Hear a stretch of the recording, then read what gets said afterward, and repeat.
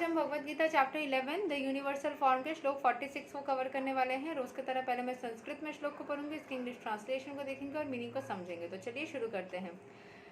किरीटिणां गदिनां चक्रा हस्तां इच्छामि त्वां द्रष्टुम् अहं तथैवा तेनैवा रूपेण चतुर्भुजेण सहस्र बाहो भवा विश्वामूर्ते।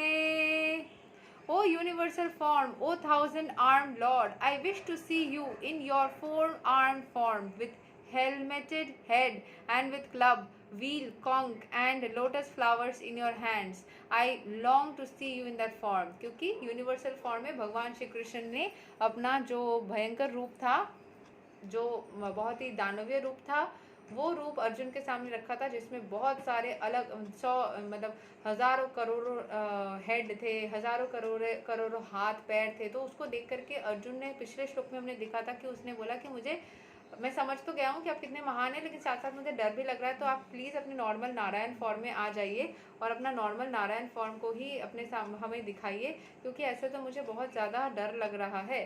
तो इस वाले श्लोक में वो वापस से बोल रहे हैं कि आपका जो नॉर्मल फॉर्म है उसको प्लीज़ दिखाइए, क्योंकि अर्जुन को वो वाला फॉर्म देख करके बहुत ही ज़्यादा डर लग रहा था। ठीक है।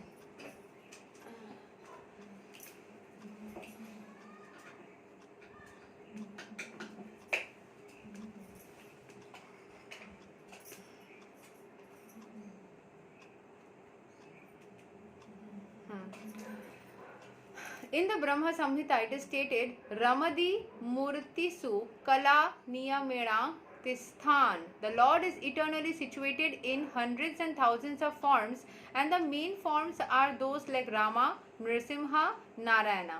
There are innumerable forms. तो भगवान श्री कृष्ण के बहुत सारे रूप है, हजारों करोड़ों रूप है। उसमें से राम, नारायण और नृसिंहा सबसे फेमस है। But Arjun knew that Krishna is the original personality of Godhead, assuming his temporary universal form. तो उनको पता है कि कृष्ण भगवान का रूप जो है वही सबसे सिद्ध रूप है। He is now asking to see the Narayana form, a spiritual form. This verse establishes without any doubt the statement of the Srimad Bhagavatam that Krishna is the original personality of Godhead and all the other features originate from him. Krishna से ही बाकी सारे रूपों की उत्पत्ति होती है। He is not different from his plenary expansions, and he is God in any of his innumerable forms. In all of these forms he is fresh like a young man.